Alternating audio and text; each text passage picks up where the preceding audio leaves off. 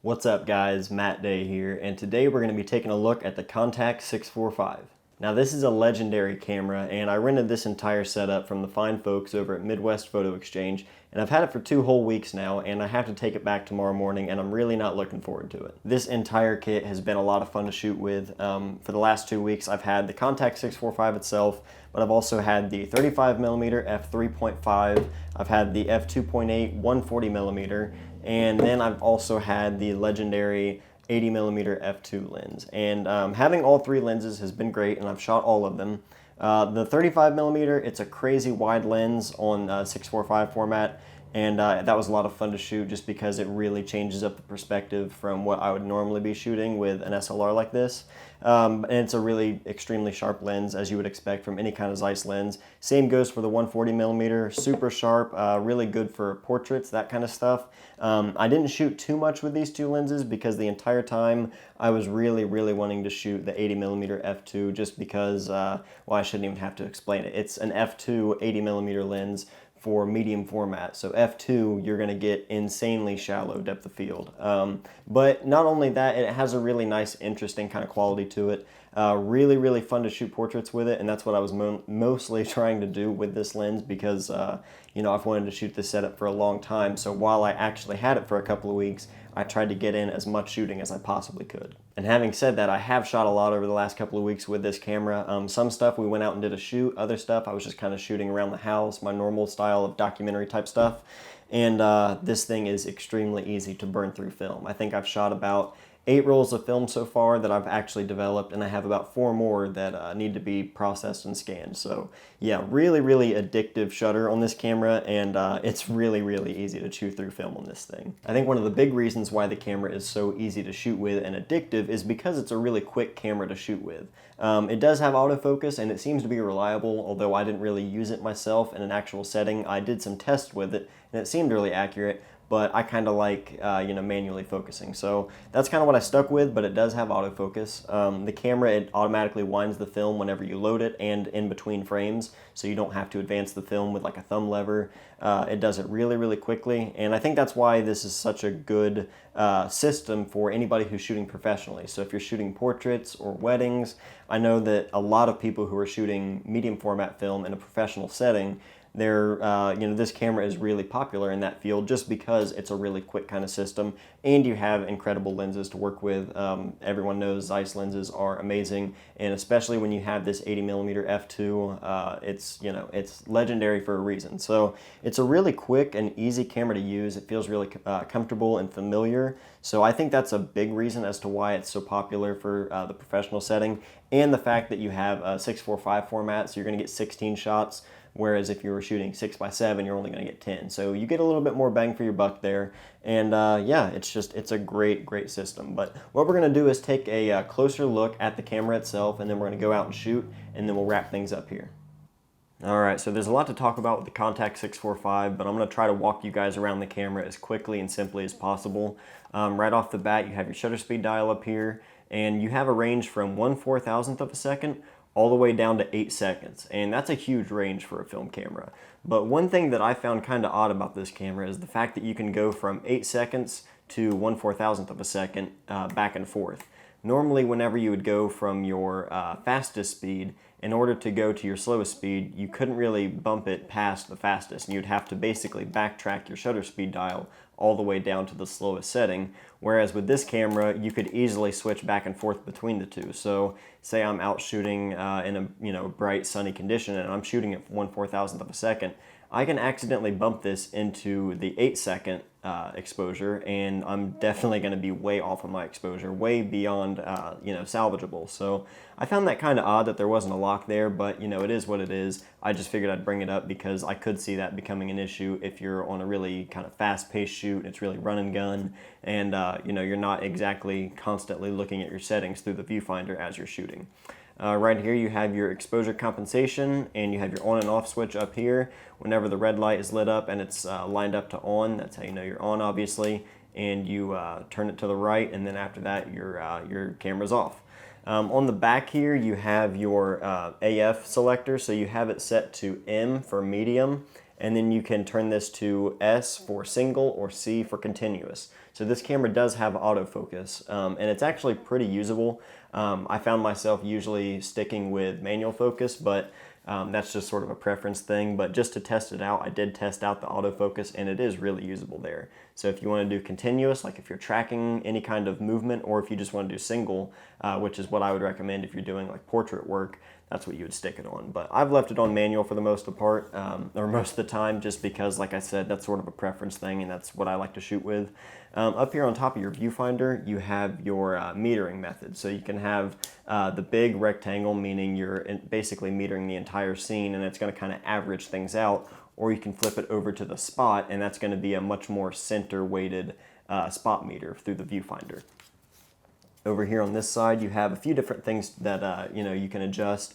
So right here you have S, C, 2, or 10. And S means single shot, so if you turn it to C, now you're in continuous mode. So you can actually hold down the shutter button and you're going to be shooting continuous frames. And I'm not sure exactly how many frames per second it is. It's not very fast. That's not really what this camera was meant to do or anything. It's not a sports camera, but you do have the continuous frames option.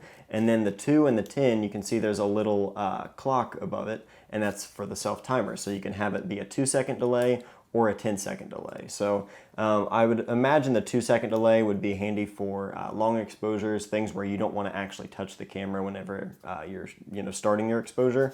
But the 10-second would be good for your self-timers, a group photo, or just a photo of yourself. And yeah, so always make sure that's on single, unless you're going to be using the things that you can.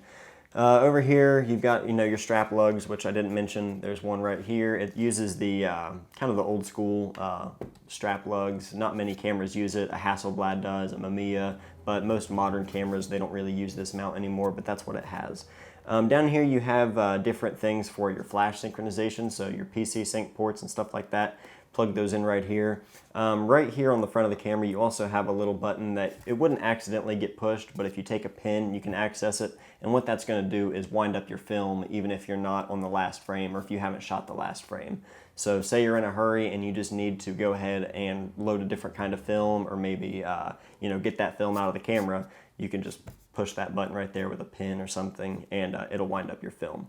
Back here you also have your multiple exposure, so all you have to do is push it on this lever, or push it on the button and then pull the lever down, and you can see the red dot is exposed, and that means the multiple exposure feature is locked in, and that way you can do multiple exposures, and every time you shoot it's going to recock the shutter, but it's not going to advance the film. But if you want, I know a lot of people, Kirk Maston actually, he did a video on the Contax 645, and he mentioned that he took gaffer's tape and taped up pretty much everything because it's easy to kind of bump some of these settings. And if you accidentally bump the multiple exposure, you're going to be sitting there exposing the same frame over and over without even realizing it. So another thing on the back here, you can adjust, you just hold in this button and you can basically swing this dial all the way around. And this is your film speed dial. So this is going to basically talk to your meter and let you know exactly what your meter is reading for. And it's going to let you know, I guess as a reminder, what speed you're shooting. You can quickly look at the side there and see what you're shooting. On the back, on another thing on the back, I should say, this is what pops the film back open, and you have your film insert just like that. And I'm going to load a roll of film here in a minute, so we'll get to that when we get there.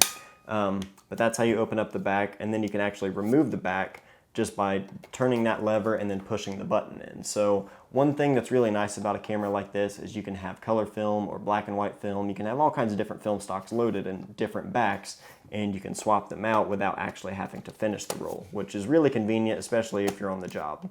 But that's pretty much it as far as the camera goes. On the front here, you do have your option to mount your lens. You can mount different lenses, obviously, so you hold in that button, and that's what unlocks the lens. And then on the side, this is going to be your depth of field preview, so if you're shooting at, say, f8 or f11 or even more, and you want to see what your depth of field is like, you can hold that button in, and it's going to compensate for that and let you see it in real time. On top of the viewfinder, you also do have a hot shoe, so you can set up a flash or a radio trigger up on top of there. And yeah, that's pretty much it as far as the camera goes. On the side here, you do have a threaded cable release, so if you want to do any kind of bulb long exposures, you can do that. And yeah, that's pretty much it. A really good way to get to know the camera, I guess, or just to see how it all works together would just be to take it apart. And the camera does come out into multiple different pieces here. So we'll go ahead and take the lens off for starters. And then let's see, we'll take off the viewfinder as well. So on the side of the viewfinder, there's this little lever. And if you lift this up and you slide it backwards, you can take the viewfinder off just like that. And on the top here, you can see the focusing screen, and you can actually get a waist level viewfinder for the camera as well. And I would assume you could probably get other viewfinders as well, but this is the most common one that you're gonna see. It's just the standard prism finder. The back, like I mentioned earlier, it does come off. You just turn this little lever right here and push in on the button, and now it's removed, and you can see you have your dark slide right there. So if you have film in there, it's not going to be exposed. And another nice thing about the back is the fact that you have a little slot right here on the side, so you can just take this out and put your dark slide in the back. And that's really convenient because my RZ67 has the same feature, and I love that because I know I'm not going to lose my dark slide, which has happened many times with other cameras that I've had. And then right here on the bottom, you can see the body is relatively small once you take everything apart. But then on the bottom here, you can see you do obviously have your tripod mount, but on the side, this is where the battery comes into play. And you turn that and lift up, and it uses one of these kind of strange and outdated, I would think, 2 CR5 batteries. I know that a lot of digital cameras and stuff that aren't really higher end that use rechargeable batteries, I know that they use those batteries as well, but that's what it is. I actually just bought this battery today because the battery that was in it died, and it's a $20 battery, which is, you know, it is what it is. But yeah, that's how the camera is. Once the camera's on and everything else is gone, you can see here, you can go ahead and shoot the camera because the dark slide isn't preventing that since I took the back off, but you can see, yeah, I love the sound of this camera. But that's how the camera is all taken apart. I'll kind of show you, it's pretty simple to put back together. So the first thing I'll do is put the back on and take the viewfinder, lock it into place, and then take the lens. So it's a really simple and easy camera to operate and take apart.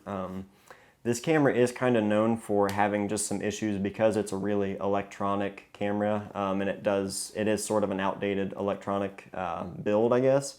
So one thing that a lot of people have said that they do if the camera is giving them issues, you know, you could be out on a shoot and all of a sudden it stops working. I guess some people will just take the viewfinder off and put it back on, and these little electric contacts that you see, the little gold-plated contacts, supposedly just taking it off and back on, that can kind of, you know, basically get a better connection. And I haven't had to experience that myself, but, you know, some people say that if you just pop off the viewfinder or the back or the lens, stuff like that can help you reset the camera if you ever run into those issues. But yeah, that's pretty much it for the camera itself. I'll go ahead and load a roll of film just to kind of show you how that works.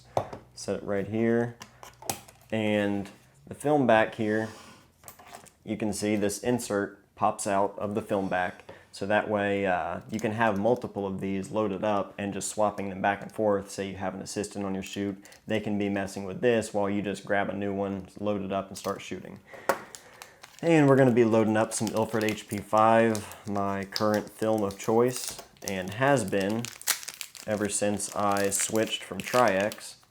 Matter of fact, if you guys want to see a video on that, I'll put a link up here at the top of the video, or a card, and you click that up there, and that'll take you over to that video about why I switched. But once you're done with a roll of film, you're going to take your spool that was on the top and just bring it right down here to the bottom. So we'll go ahead and do that, lock that into place, and now we'll take our new film, and we're going to load this up on the top spot.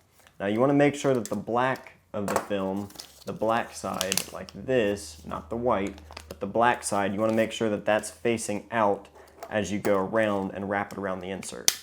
Lock it in. These little tabs over here on the side, these pop out, so that way whenever you put the roll in there, it's going to lock into place.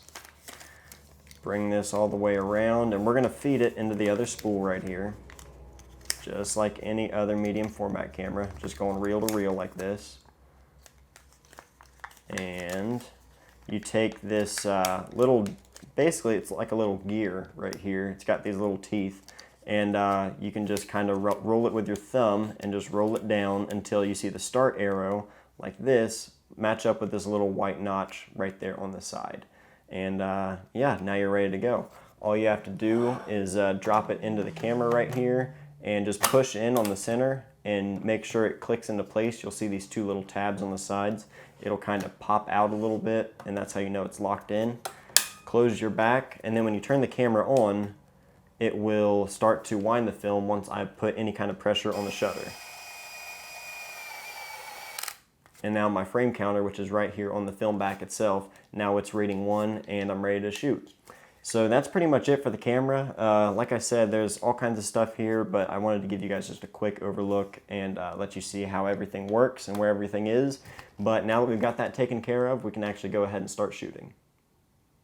All right, so we're here. We're actually out on location. We're gonna do some shooting, and we're just actually in a field kind of next to our my old high school, so it's nowhere really fancy or anything, but it's a nice location. We got some good evening light going on, and I'm gonna be shooting some portraits of Molly with the Contax 645, and I'm gonna be using the 80mm f2 lens. As far as the film I'm gonna be shooting, normally I'm shooting black and white film and pushing it to 1600, but what we're gonna be doing today is actually shooting some color film as well. So I'm gonna be loading up some Portra 160, and then after that I'm gonna be shooting some Fuji 400H. So yeah, that's the setup. That's what we're gonna be doing. And Molly, do you have anything that you think needs to be said? No. Nothing at all. All right, we're gonna go ahead and get started. So the first thing I'm gonna do, although this camera does have an internal light meter, I always bring my other light meter on hand just because, you know, especially with a scene like this, we're not really looking directly into the sun, but you don't want to basically read for the wrong kind of light whenever you're using the internal light meter. So I've got my Sekonic right here, and I've got it set to ISO 100. I'm shooting Portra 160, and that's a 160 speed, but I usually shoot it at 100 just because you always want to make sure you're on the side of overexposure with color negative film.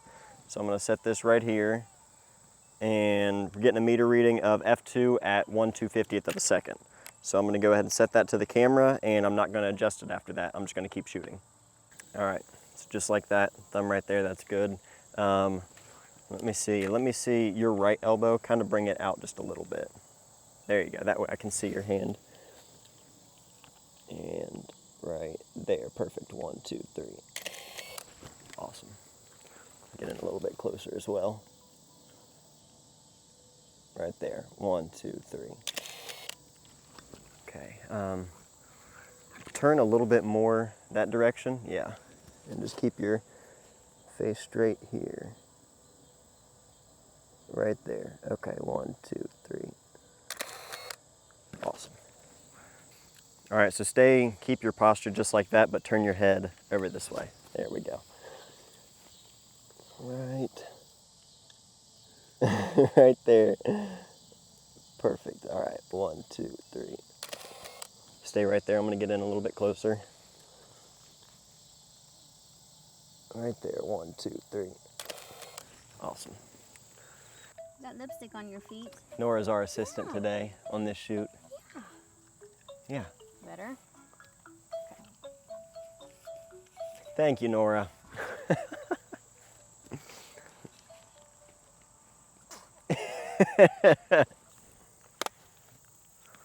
After you just washed this blanket. All right, so I'm gonna have you sitting down and kind of with your arms like this. I'm gonna be shooting like above you, so yeah. Let me get your hair, there we go. Right there. Yeah, this looks really good with your eyes and your shirt and everything. Okay, 1, 2, 3. Get in a little bit closer. Right there, perfect, 1, 2, 3.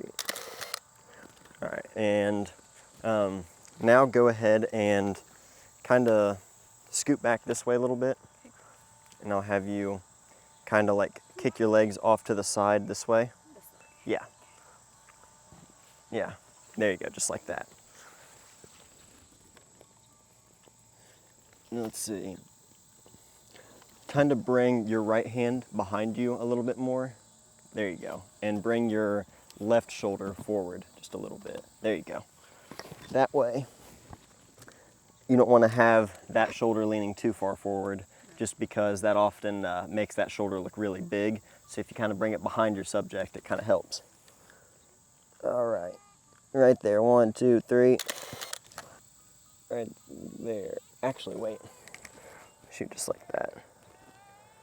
Right there, 1, 2, 3. And now, sorry. Right there, 1, 2, 3. All right, that is it. And our assistant Nora is ready for a break, so. All right, so it's pretty hot and humid out here, and we're gonna try and shoot one more roll and wrap it up pretty quick. We've got a sweaty baby over here that's ready to go home. So instead of the Portra 160 like I was shooting on the first roll, I'm actually gonna be shooting some Fuji Pro 400H. And for a couple of reasons. Molly changed shirts and she's wearing like a green kind of shirt, and 400H handles greens really, really well. And aside from that, I also wanted to shoot something a little bit different. And as most people probably know, if you're familiar with the Contax 645, basically what people always go for whenever they're shooting this camera and a certain kind of film at like a wedding, sort of the Fuji 400H look is what people are always trying to go for. So yeah, that's what I'm going to be shooting. It's something a little bit different. I don't usually shoot Fuji roll film, but I figured I would try out something different since I'm shooting a camera that I'm not really used to. And just for the sake of comedy and irony, I figured I would load up some 400H. Now, I've shot 400H before, and at box speed it does look all right, but this film looks even better when you overexpose it. So I'm actually going to be rating this film at ISO 100, so I'm overexposing it by 2 stops. So that's what we're going to be shooting, and we're going to try and make this quick. And also what I'm going to do is mount my GoPro Hero 4 Session on top of the Contax, so that way you guys have a little bit of like a my point of view as I'm actually shooting. All right, let me start recording the GoPro here. And okay, we're recording there as well. All right, let me see here. Right there, 1, 2, 3. Get right there. Awesome, 1, 2, 3. I'm gonna try and shoot these quick. Right there, 1, 2, 3. All right, so we've got a little one here who's really ready to go home, and she doesn't really like sitting by herself. So the rest of the shots, I'm gonna be taking some photos of Molly and Nora together. And yeah, after that, we're gonna wrap things up. Hey, 1, 2, 3. All right, you go ahead and you can look at her, Molly. What are you doing? What's Daddy got? Nora. What's Daddy got? Hey, sweetie. Nora, I got one more shot. One more. Just one more. Do one more. There we go, while she was yawning. All right, so that is it. We're gonna get this baby home, and yeah, that's it. We're gonna wrap some more things up there in the office, and I'll give you guys some more final thoughts, but that's it. As far as out shooting this camera, these aren't really my first impressions because I've already shot the camera for a few days before filming this. But this thing is awesome. It's super comfortable. The sound of the shutter is incredible. I love this thing. And I don't think she's gonna let me buy one, but yeah, they're a lot of fun. So that's it for today. We're gonna go ahead and wrap things up though in the office. All right, so I hope you guys enjoyed that where we were actually out on the field and shooting. Big thanks to Billy Grubbs from State Film Lab. That's where all of my film was sent off for processing and scanning. So all of the scans you saw, all of the color film that was just from that shoot that we did out there in the field, that was all done through State Film Lab. So huge thanks to Billy, always does great work. I'll be sure to put a link in the description for their website if you guys want to send them some film as well. And yeah, I had a lot of fun with that shoot. But with all of those scans and also just what I've personally shot and developed and scanned myself here at home, now we'll go ahead and take a look at some of my favorite photos I've shot over the last 2 weeks with the Contax 645.